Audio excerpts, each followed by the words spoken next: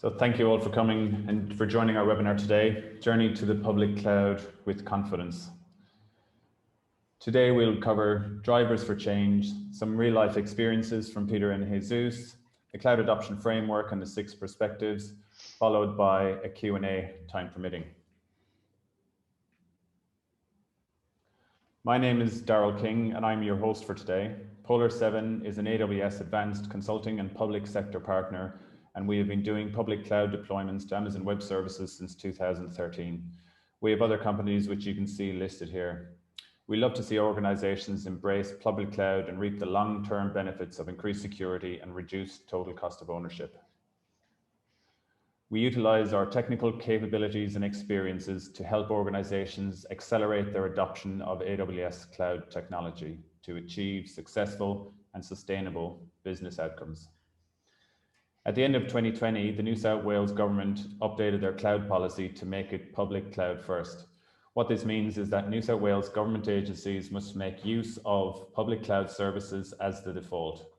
Where public cloud services are not suitable for agency requirements, private cloud services provided through the government data centers, also known as GovDC, can be used by exception. While this new directive is easy to say, what does it mean and how do we ensure that we make smart decisions in our transitions? The New South Wales Government cloud policy advises that when making cloud service decisions, we need to consider through 4 lenses. The strategy lens suggests agencies should not be focused on running their IT shop, rather transforming customer services and looking to enable modernization, innovation, and agility, providing better outcomes for the people of New South Wales. This is something that's very apparent in Peter's presentation. The procurement lens states agencies' evaluations must be based on rigorous cost-benefit analysis. This will be an element of Jesus's cloud adoption framework presentation. No cloud policy is complete without a discussion on security. The cybersecurity lens states agencies must understand their security obligations. Having recently achieved our SOC 2 compliance for our managed service, this is something PolarSeven understands very clearly. And last but not least, the policy lens clearly states the adoption of public cloud over private cloud, as long as this demonstratively meets all the requirements, which is possibly why some of you are here today. Let's commence the journey. We'll hand over now to Peter Bowen, Director of Spatial and Data at New South Wales Department of Planning, Industry and Environment, who will share his journey into the cloud with SEED, the portal for sharing and enabling environmental data. Peter plans to tell the story of his journey to the cloud, warts and all, with a quick demo on the SEED platform. Over to you, Peter. Thanks, Daryl. I'll just try and share my screen.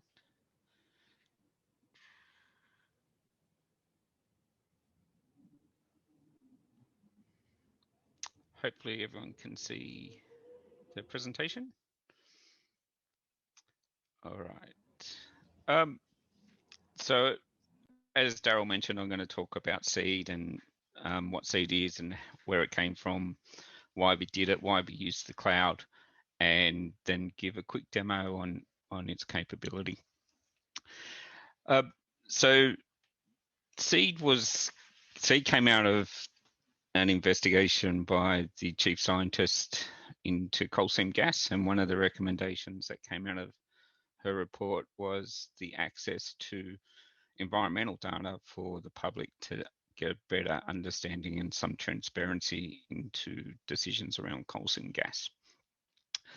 So it was part of the recommendation, it was to build an environmental data portal that was easy to use, available to the public, and had enough data in there for people to understand why certain decisions were made. So DCS, as they are now, Department of Customer Service, did the build and the engagement to get the build done, but we were involved in some of the setting up and design functions of the SEED portal. And here on this slide, we've got a couple of the dot points that the principles that we worked by. So one is that it's a federated portal. So what that means is that everyone who contributes gets to control their data, and the way that data is displayed in the portal and what he's seen. And that's really important because it gives ownership to each individual owner of the data sets and gives them some confidence that they're able to tell the story that they want to tell while still making their data available. It also enforces really clear and defined data management standards. So part of our role is to make sure that any data that goes up there meets a certain standard and quality. And in the demo, I'll show you where that comes into play. It has to be cost effective in the build and the management of, and I'll touch on that a little bit later, but it has to be good value to the government in terms of maintaining it and improving it. And it has to be operational and be able to manage. None of us have a lot of staff sitting around waiting for things to do. So part of what we had to build was make sure that what is built is cost effective, but able to be operated by a small team. And in reality, the technical team is 2 people to operate this platform, with a managed service component from PolarSeven behind the scenes to keep the infrastructure up. So these are the things that we tried to do. So the public had to be able to use it. They had to find it easy to use. And we had to be able to control the data and make it manageable. So what was built? Mostly the components are open source. There are a few specific ones, and I won't go through all of them here, but you can see the list there. So the big ones that I will talk about a bit is CCAN and the G-Cortex server. So CCAN is a metadata and repository that also gives you search. So allows you to find data and then look at the information on that data. So who made it, when it was made, what the lineage is, how often it gets updated, a little bit of abstract on it. And again, I'll show you in the demo. And G-Cortex is the front end. It's where you see the data as a map. So it pulls all the data together from lots of different sources and then mashes it into the map viewer. And G-Cortex is a proprietary piece of software. So it's one of the bits that isn't open source. Decision to go open source was mostly around cost effectiveness and ability for it to ingest a number of different formats rather than be stuck with proprietary formats. So this whole seed portal was built on cloud from the beginning. And there are a number of reasons why cloud made a whole lot of sense for us to move to do this rather than bring it inside one agency. It is a whole of government application. It doesn't get owned by any single entity. It is managed by us, but we're not necessarily the owners of it. So the cloud was a sensible place to put it because it could be shared ownership across different government departments. The ability to scale, obviously, as we all know, cloud's great at doing that. It's not so easy to do in-house or on-premise, and it's cheaper to upgrade and downgrade as we need to, depending on demand in the cloud, than it is to try and do that internally. It was open source, so there wasn't a great deal of skill level required to manage a lot of it. It was relatively easy to manage from our side, but we had to get special, not special skill sets, but a level of skill set that didn't exist in the agency beforehand, and having a big pool of people with those skill sets wasn't ever going to happen because of normal budgetary constraints. One of the questions we always get is around public data, and of course this is accessible to the public. Is there any security threats and stuff? And this is part of that metadata and that data ownership. There is no security issues to address for the data because it is all public, and that's a decision made by the individual data owners, not by us or anyone else. So that's why it sort of made sense and to go to the cloud and make it easy to get to. And the other one, for anyone in government, would know what MOGs stand for. So it's Machinery of Government Changes. Seems to be a constant these days. So maybe we should be, instead of changes, it should just be a standard possibly. So this is where government departments get chopped up, pulled together, pushed together, and ownership of data and stuff gets a little blurry sometimes, and application management across that environment can get a little bit tricky. So being in the cloud allows government to make the changes necessary to agencies and what agencies do without affecting the application. So it sort of stands alone by itself, and everything can move underneath it, but Seed doesn't have to change. So it's not dependent on an agency's name or email address to function. So it's a little bit separated from any of those mock changes. Before Seed, we were solely on-premise department, and Seed was one of our first ventures into the cloud for the reasons that I've outlined. And so for us, it was a bit of a journey to get there and understand those benefits of going into the cloud. So the other part that came along with it was a managed service. So we pay PolarSeven to look after the infrastructure for us and make sure it stays up. We get a whole lot of stats and performance reporting out of that, and that allows us to do forward planning and understand what our demand is and how do we improve the infrastructure to maximize that benefit. So none of us were specialists in this area, so it was good to get outside help to help us manage the system. All right, so this is just a really quick look at this, and it's a little bit out of date, and I apologize to those people who can see it and go, oh my God, that's out of date. So I just want to highlight a few things really, and it's the left-hand side, the externals. So you can see there's a lot of external data sets coming into CCAN or coming into the application layer. And that's the power of Seed, because you bring in lots of different data sets from different people into one place. And that gets managed through CCAN. Then we have G-Cortex in the presentation layer on the top right side. A few of these boxes no longer really exist, so Voyager and Sitecore aren't there anymore, but the rest of it sort of holds true for where it is. So this, we're updating this, but it was the cleanest architecture diagram I could pull together quickly. So it just gives you an idea of what we've built. And there's a few other things in there, like the FME server is our ETL translator if we need to, but we try not to store data inside Seed. We try to use it from source, which is all those APIs and external web services. So that's what I mean by a federated model. We're not taking data or copying data, we're using it from source.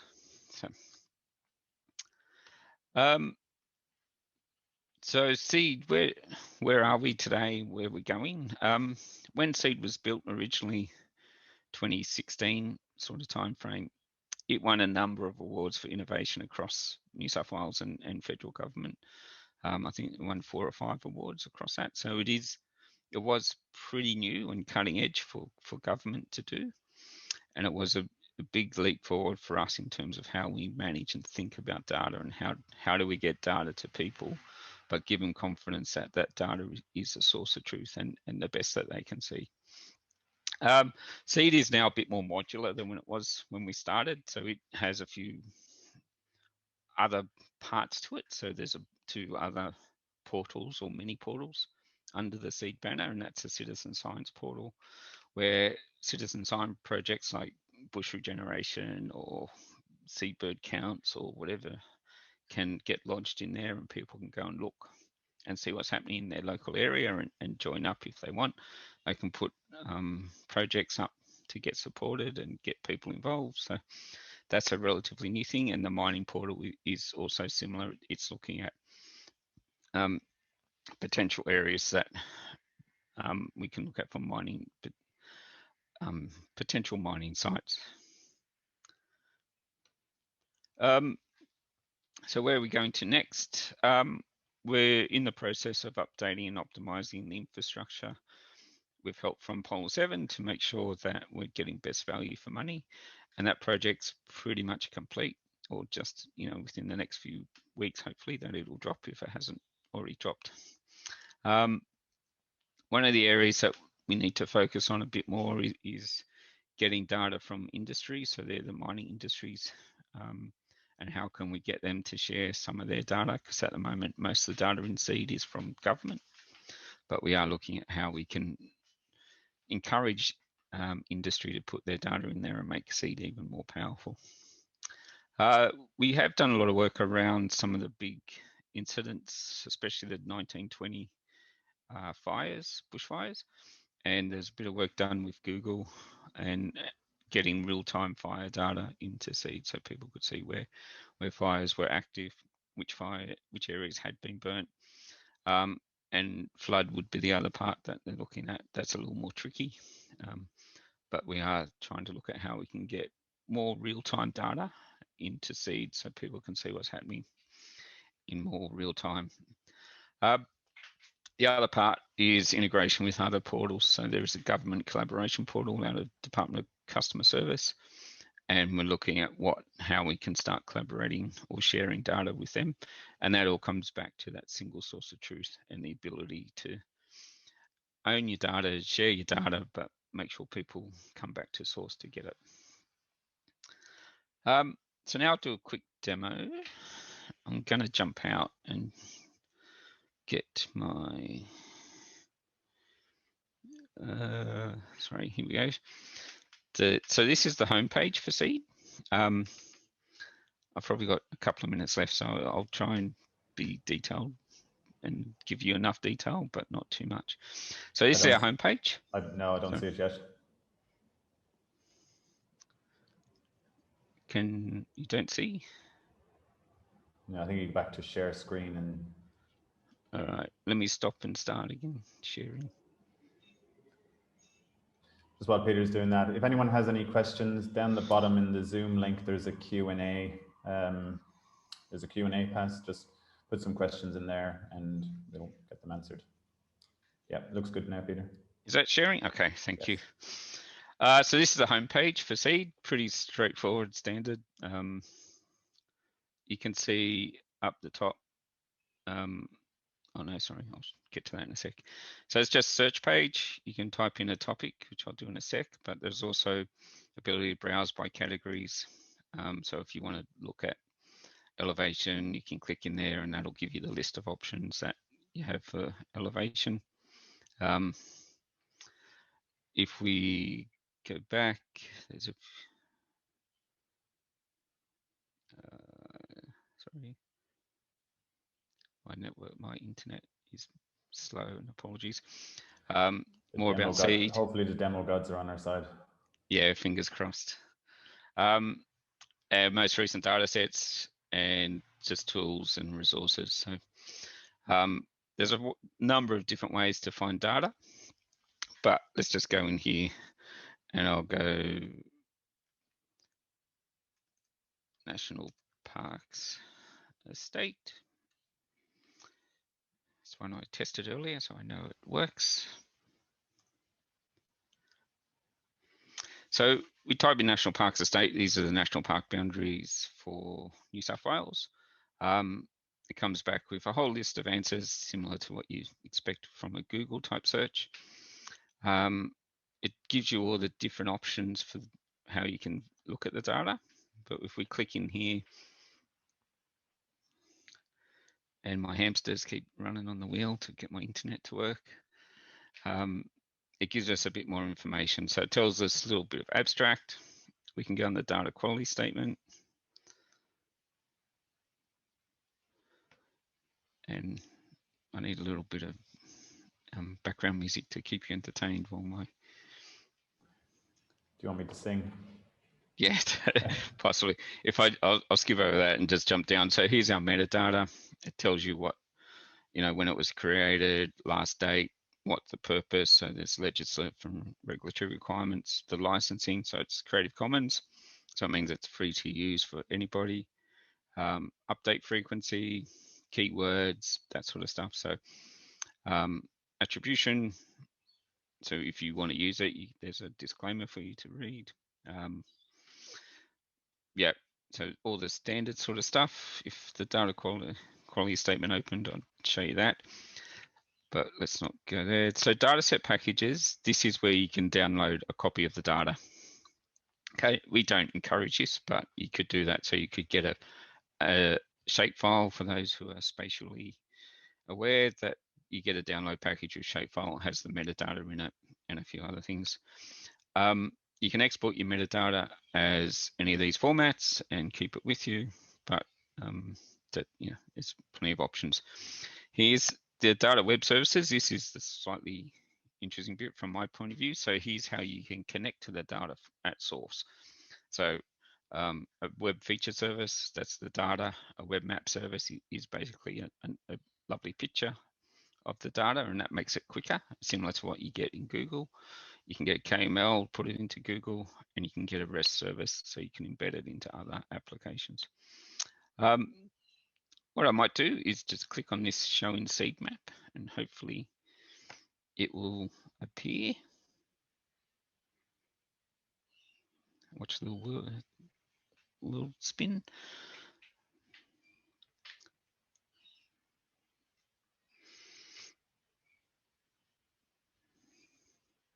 Chug, chug, chug. It works so beautifully this morning, as always. So this is going to present a map with all showing the highlighted parks data on it that you just went into. That in theory, that's what it's going to do. But yes, no, that it will do that, and it's connecting back to our servers on premise or in the cloud actually that serve this data up. Yeah, it's really slow. Are there any questions coming through? No questions. Daryl? No questions currently. Does anybody have any questions? All right, here we go. We finally got there. So I'll just shut it down. It's still loading that data, so it's a bit hard to see on this because it's green on green. So what I might do is change our backdrop. Sorry, let me click on there and put some aerial photography in there, and that'll show up the parks a little bit better. Over here on the left, you get the legend of the parks. So all the different types of parks you can see. We can just zoom around the map as normal. This is Port Stephens area over here. But that data's all live and easy to use. There's what I want to, so you can do different things in here. You can search for a data set on map. You can search by lot DP, an address, a location. So there's all sorts of different tools that we give the users to do. This dataset catalog allows us to go back to the search and find new data and add it into the map. So we can put a different layer on there with the parks, and we can start building up a sort of like atlas of data that you can see. You can zoom in quite a way. If I go to Sydney, where the imagery's a little better, sorry. Let me,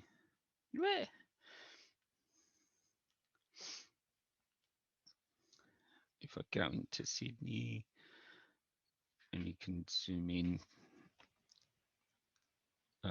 quite a long way.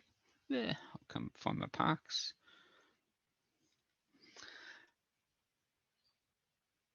So the way this data is presented is it comes from national parks, and they determine, the colors and the styles, and we can see at what scales you can turn the data on and off. So it's all controlled by the owner of the data. We can do an inquiry onto. So if we do a quick little intersect, it should come back over here and tell us what we would join intersecting, but I think my internet's This is very powerful. How was this done before the Seed platform existed? You couldn't do it before Seed. You had to be a GIS analyst, and you had to go find the data from wherever you could. You had no confidence in that data was the most recent or accurate. And it would take you weeks if you could do it at all, but you'd have to be a GIS analyst to do it. And hunt down all the data, and you wouldn't even know what data you didn't have. So with Seed, you can just do a search in hope and say koalas, and it'll come back with everything. And a lot of the data in seed, if I do go back to the thing, isn't necessarily spatial. So there's about 3,500 data sets in here. A lot of it is spatial because people like maps, but everybody loves pretty pictures. Everyone loves a pretty picture, but there is also a whole lot of PDFs, reports, so it's not just a spatial thing. So okay, if I put koala, just on that, what do you think the number one advantage of deploying it on public cloud over private cloud was in the end? Value for money, and ease of, and MOG proof, if I can use that word. So yeah, as agencies change, it doesn't need to change with it, and the cost to build and maintain is good value for us, for government. It provides a really powerful resource for the public, and you don't have to be an expert in data to understand what you're looking at. So it gives a whole lot of information to the public. Yeah, in terms of private over public over private, it was MOG proof. It was seen and perceived to be a whole of government thing and not owned by anybody, which is, yeah. And when it's a public facing thing, that's quite important. So there's less bias in the way things are done to some degree. So yeah, so just on like the koala one, you see there's PDFs, you can get different zip files, and not everything's a spatial thing. So this one's just a PDF. So you could view it as download that PDF. So I think that'll do me in terms of me talking. Just one more quick question. How often does this data get updated?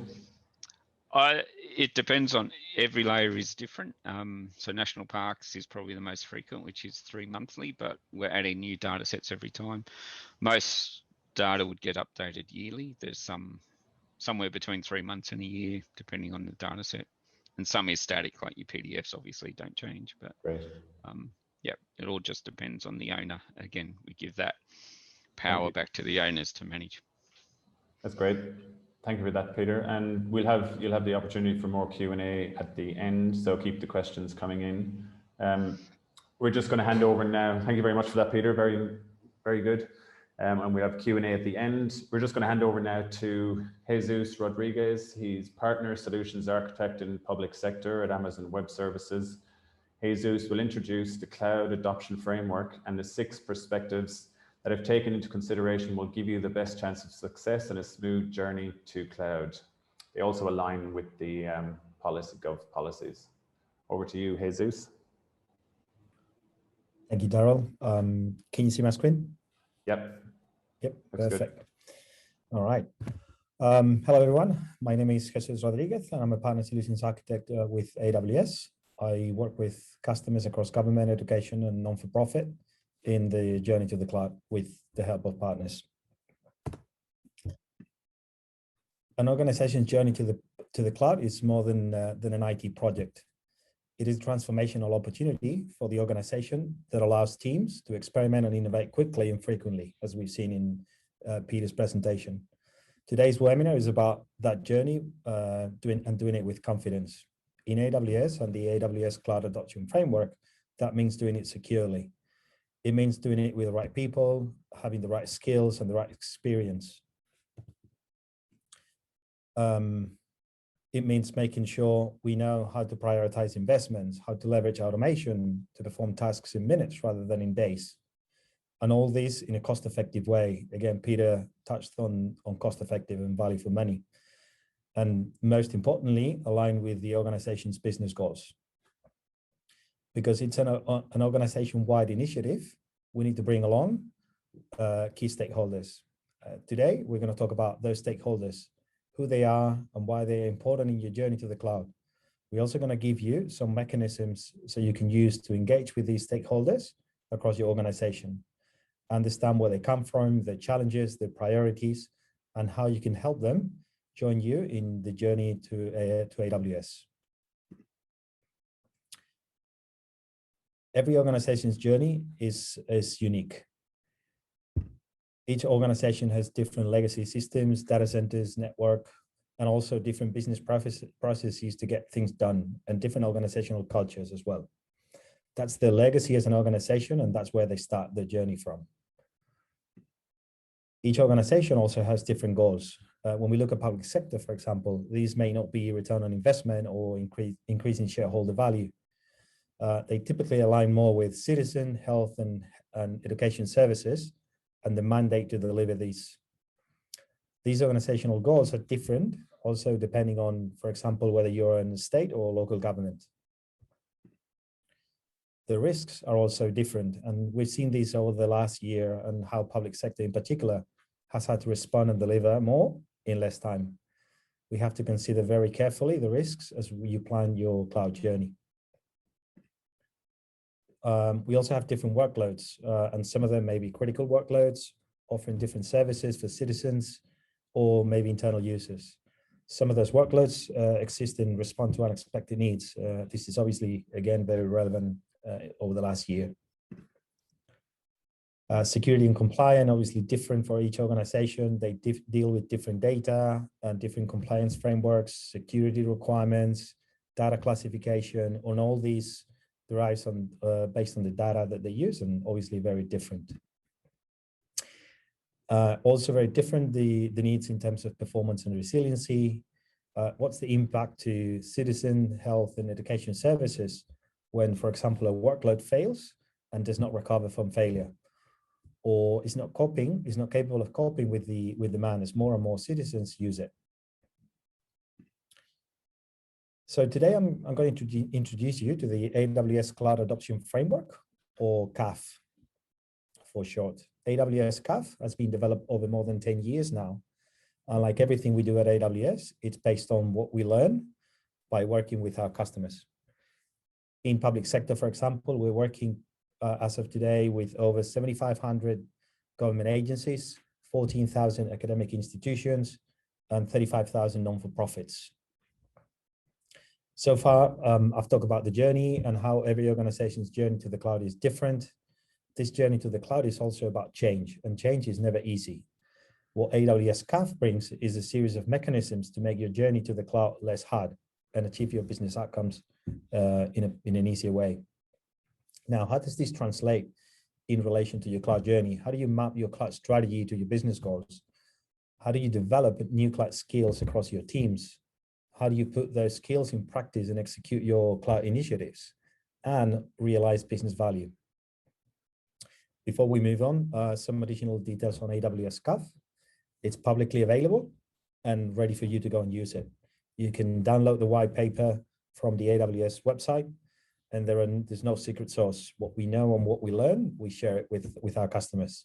Ultimately, it is also an actionable plan. AWS Cuff gives you an action plan with things that you can do to make your cloud journey easier.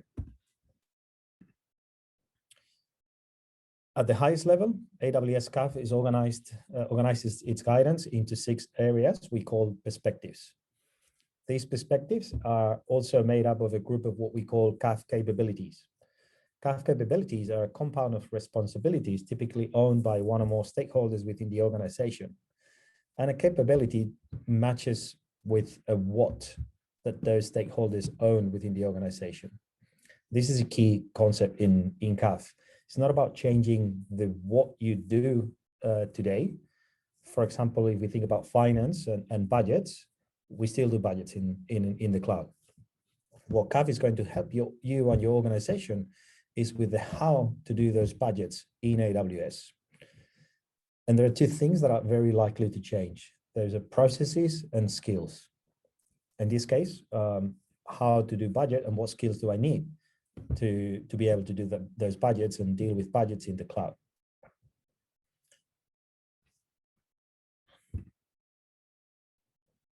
Before we look at each one in detail, it is important to point out there are 2 sets of perspectives, as you can see on the right-hand side of this slide. One set, it's in dark color, that's the business perspectives, business focused perspectives. And on the orange set on the right, we've got the more technical perspectives. And this is made on purpose, obviously, because it's very important we understand that this is a business and an organizational change, and it's not an IT project. So let's look at the 6 perspectives in a little bit more detail. The first one is business. And the common roles and the common stakeholders are business managers, finance managers, budget owners, strategists within the organization. The business perspective is about ensuring there's a strong alignment between your organization's business strategy and goals and IT strategy and goals. So we all move in the same direction, obviously. We talked about processes and skills. And if we come back to the budgeting example and how cloud changes this, we're moving from CapEx to OpEx. This is the very first obvious one. So how does the budgeting process change when we move from CapEx to OpEx? What new skills do we need to have in order to be able to run with this budgeting process? How do we map AWS consumption back to teams and departments when we're operating in an on-demand model and we don't have these long-term purchasing models? Again, what processes do we need to adapt, and what new skills do we need to learn to support this change? These and others are some of the changes that you can identify through the business perspective as you go through your cloud journey. Then we have the people perspective and think about roles like human resources, staffing, and people managers. The people perspective is probably the hardest one when adopting cloud, and that's mainly because cloud adoption is a big transformation. For some of us that come from an IT background, this is, we're probably in a career where we see and go through change a lot. Sometimes it's constant change, but not every career is like that, and it's key to success to help everyone within the organization through this change.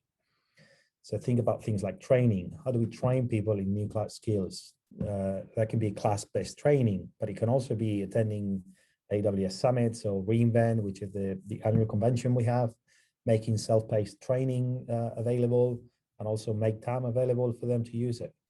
How do you source people? How do you do that fast enough to deliver those business goals? How do you know how many people you need in each area? And this is a question we get asked a lot, and it obviously depends on what you're doing and how you're operating in the cloud. The next one is governance, and think of roles like program managers, project managers, and enterprise architects. And it focuses on the skills and processes that are needed to align your IT strategy and goals with your organization's business strategy and goals, with the idea of maximizing business value and minimizing business risks. So think about prioritizing investments and knowing what to do first. How does your current governance model change? If you want to use the cloud to innovate fast, can you wait for long approval cycles, like a monthly or every 2 or 3 months to move? What about program and project management? What processes need to change and skills need to be acquired within the organization to move from waterfall approaches to more of an agile approach to governance? The next one, and we're moving now into the more technical side of the perspectives, is platform. And think of key stakeholders like IT managers, solutions architects. And this includes patterns for architecting solutions in the cloud and migrating on-premises workloads to AWS as well. Think about how you're provisioning resources today, whether these are compute, storage, and networking, and how the process is going to shift from a very hardware intensive to virtual and highly automated when you move to the cloud.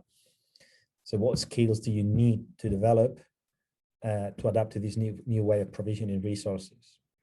What about adopting cloud native services to take advantage of the agility and elasticity of the cloud, like auto-scaling or managed databases, for example? What are the changes within your organization when we start adopting these cloud services and features? Sorry.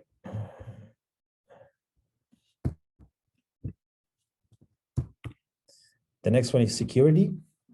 And at AWS, we like to say security is job zero. So in the security perspective, think of roles like your IT security managers, your CISOs. And the security perspective is going to help you structure the selection and implementation of security controls that meet the requirements of your business. So your stakeholders are obviously going to care about things like identity and access management and their ability to create and manage permissions. So you want to adapt to how that's done in the cloud as opposed to how it's been done so far. So they can ensure things like least privilege, limit access to production environments versus test environments, infrastructure security and how you can evolve in line with your business requirements and applicable regulations, but also how you can adopt new security service and features as AWS keeps releasing new services and features around security. Think about things like data protection, data encryption in transit at rest, and how your data is accessed and used across the organization. So all these things are related to security, obviously. And finally, the operations perspective, which describes the focus on areas to run, use, and operate IT workloads to meet the service level agreed with the business stakeholders. So obviously, we want to keep those applications running, like we said at the beginning. In the cloud, you can automate detection and response to application health issues, for example. And this is going to result in greater application uptime. Operations teams will need to change processes and develop new skills to leverage these cloud features around application and infrastructure automated recovery, for example. Think about ways to provide the best and most cost-effective service with on-demand provisioning of resources, or how you can adopt new ways to do release and change management with techniques such as CI/CD. These techniques will allow you to transform into smaller changes that you can also be rolled back through automation if something fails. So you release a small feature set rather than waiting for those 1 or 3 month deployments that we all very scared of. So what do you need to change in terms of processes and skills when you're going to adopt all these different ways of operating? So if we look at the 6 perspective, there's a lot of capabilities, there's a lot of processes to change, a lot of skills to develop. So a lot of the questions we get is, how do you start? How do you make this easier? Can we make this easier? AWS Cuff helps you make it less hard in 4 steps. Envisioning and alignment, which are 2 workshops that we do at the beginning, and then launch and realize, which is something you more than likely will go through in an iteration process again and again as you launch more applications or migrate more workloads to AWS. You then realize value, and then you come back again and start building and deploying more applications into AWS. Typically, this cycle will accelerate with the speed of adoption, and the more confident you become, the more familiar with the processes and the skills, and then you move into realizing value a lot faster. So the first workshop, the envisioning workshop, is about your prioritized business goals. And this can be something like improve such and such service for the citizens of the state or the community in a given council. We look at what success looks like, how are we going to measure success, what are the KPIs we will use to measure that success. And from there, we can start to put forward IT projects that will help achieve those goals. Remember at the beginning, when we talked about aligning cloud strategy and business goals, this is exactly that. And also when someone asks you why, 3 months down the road, why are you focusing on such and such project? You can always come back and say, well, this aligns with the business goals. So that's why we're focusing or prioritizing our resources on this. The next workshop is alignment, and is the one that focuses on the stakeholders and the perspectives we've talked about earlier and the different capabilities within those perspectives. So we want those stakeholders in the workshop raising their questions, their concerns, what are they worried about, their change and moving to the cloud. And things like, how do I do budgets? How do I do chargeback? What do I need to learn? How does the process look like to provision compute resources in the cloud, as opposed to have been doing it so far? What do we need to learn to do all of these really, really well? How do we do identity and access management? How do I get those skills to my security team so they're confident and we're secure at all times? At the end of the workshop, what we put together is an action plan. And the action plan will have key actions with owners for each perspective. And this will help you focus on the key processes that need to change and the key skills that you will need to develop within your teams. So you can move into the next step, which is launch. And launch is where you've got your prioritized business goals from the workshops. You've got your measure. You know how to measure the success when you reach those goals, and you've got an action plan to do the same tasks you've been doing with new processes and new skills of the house and the learnings. And you also have a list of IT projects that you've prioritized in order to achieve your business goals. So those IT projects can be net new applications born in the cloud, or they can be migration of existing workloads to AWS from on-premise. And you're continuously looking at the CAF perspectives as you move on. What do I need to do from a business platform security perspective to migrate this workload to AWS? Finally, when you're moving these workloads to AWS, you move into the realized value phase. We talked about earlier developing KPIs to measure success against those business outcomes. So you can you go back to the business and you show how you actually realizing value by embarking into these projects and these migrations and this cloud adoption. How you gather that data, those metrics. This is why it's really important that the business goals are measurable. So you can come back and measure that success and iterate and improve. Launch another set of applications and move more workloads to AWS and realize more and more value. In summary, cloud adoption is a business transformation journey and does not live solely in the IT department. You can increase business value and reduce risk by adopting cloud, being able to move faster and innovate more. AWS Cuff, or Cloud Adoption Framework, includes 4-stage process with envisioning, alignment, launch, and value realization. The first 2 are workshops, and they will help you in the launch and value realization stages by aligning business goals and IT projects, and providing you with a very important action plan to develop those processes and skills that you're going to need to be ready for this change. Most importantly, it is all about business goals and how do we transform the organization and deliver IT projects to realize value. As next steps, I'll invite you to visit our website, download the white paper, Cloud Adoption Framework on Google. You'll land on the website. As I said earlier, there's no secret source and we make it publicly available. Thank you. Thank you for that, Jesus. We'll do some questions now. We've got about 10 minutes left. So if you have any questions, if you want to pop them in the Q&A, bubble down the bottom. Jesus, this is to you. One question that come in is that we're a relatively small team. Does it still make sense to go through the whole CAF process? Sorry, I was on mute. Yes, the short answer is yes. I mean, no matter how big or small you are, what's important is that you still need to build those capabilities across your team, and they're going to change. So you're going to learn how to do those things differently for the cloud. You may need to learn some new skills. And if you're a small organization, you may be wearing a lot of hats, but that doesn't mean you need to change when you're wearing those different hats. Yeah. So absolutely. I'll even go one step further. I mean, if you're a small organization, you're doing a lot of things.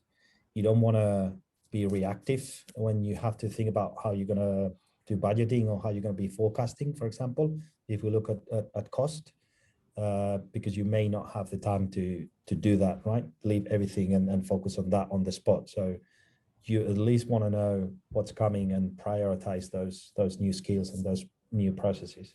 Sure. And another question that's coming is, how long does the whole CAF process seem to take? If we embark, say I'm a new agency and I decide to embark on this CAF journey, how long would it take before we start getting in there and delivering?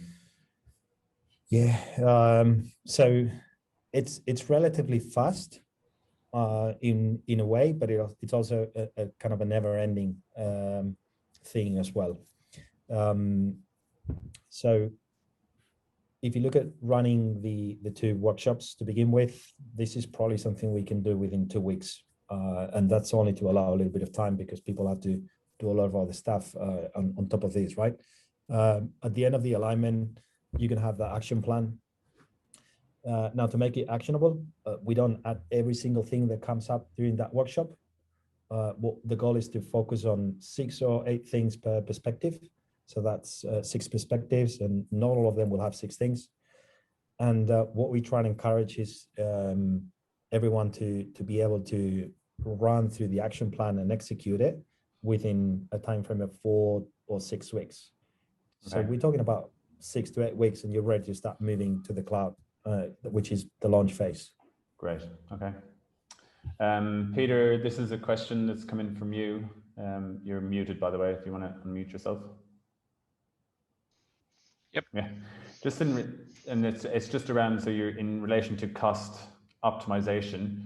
Like, what are some of the things, some of the cost optimization things that are done on a monthly basis for you? How is that managed, or how does the process run? And how much do you have, like, an idea of percentage savings you're making by doing that continuous cost optimization piece? Yeah, so there's a couple of things we do with PolarSeven, is look at reserving instances in AWS. That saves us, I think, 30 to 40% sometimes, depending on what it is.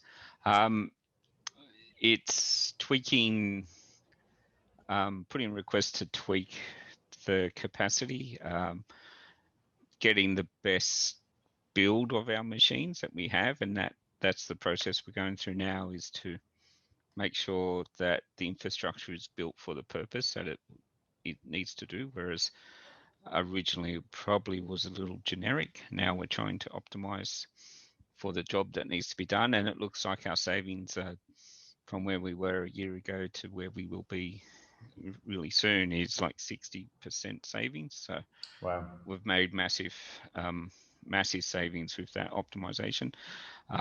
It's understanding partly what your application is doing, what you need it to do, then how do you optimize the infrastructure, and that a part of that is working with the guys who know what they're talking about. So it's infrastructure guys in PolarSeven, not wanting to promote, but it's that building that relationship. That's all right. With I'm happy with you promoters.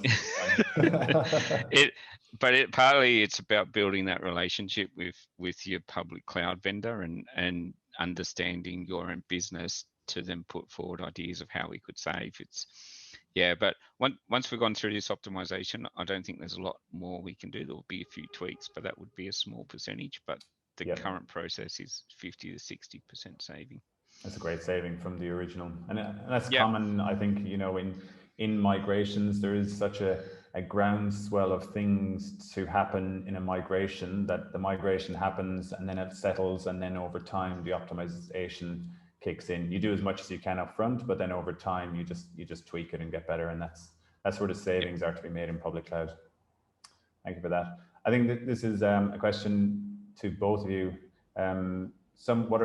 What are the popular APM tools that are used by your customers? And I guess from PolarSeven's perspective, I guess New Relic and Datadog are probably the two that we deploy most. Jesus, you might have a few other APM tools. Yeah, from an AWS point of view, we've got a number of partners. The two you've mentioned are part of the AWS partners in this space, but there are many others. A lot of the times it will depend on what you're really after. If you're working with a partner may be specialized like PolarSeven in a couple of them, and you might be able to get much better value. So it's very, very specific, depends on the use case and what you're after, I would say. Thank you, Jesus. Peter, did you have any input on that? Yeah, look, we use New Relic for our stuff through you guys. And one of our things that we were really keen on is to understand what data gets used and what are the popular data sets that get accessed through Seed. And New Relic was one of the few that could get down to that granular level of detail for us, and that's why we went. But as Jesus said, it's what you're trying to measure and what do you need to see will sort of dictate where you go for that. Definitely, yeah. It's great to put all these, because a common thing we see is people put in all these tools but don't really have a clear plan on what they're trying to get out of it. And I do remember when we started with the project, and you were very clear on the outcomes that you wanted, so it made the implementation of the tool a secondary decision. You know, have clear outline of exactly what you want to measure, and then you can that should really decide the tool. Like, focus on your outcomes, and the tool that does all the tools can do it, just be clear on what your outcome. Yeah. It's the same with anything. You get your requirements down right first and get enough detail, then your solution almost presents itself. All right, sounds good.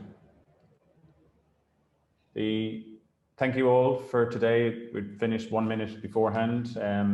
Thank you all for attending. There'll be follow-ups around this. Some of there are some other open questions that we'll answer in due course. But thank you for coming. Hope you enjoyed it. Let us know, and we will hopefully run this again soon. Thank you all.